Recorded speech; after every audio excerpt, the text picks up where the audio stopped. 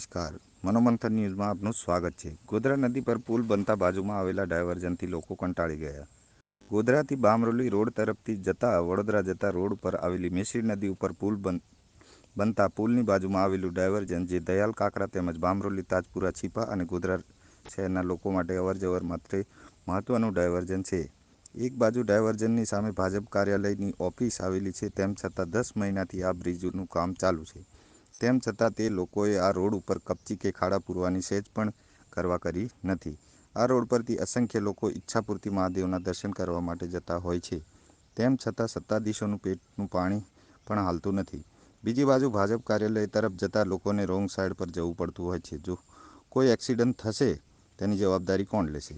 એક પંપ બનાવવાની પણ એક બોર્ડ મારવાની પણ તકલીફ લેતા નથી। જાણે પ્રજાને તકલીફ રહેવાની આદત પડી ગઈ છે કે પછી સત્તાધીશોને તકલીફ આપવાની આદત પડી ગઈ છે।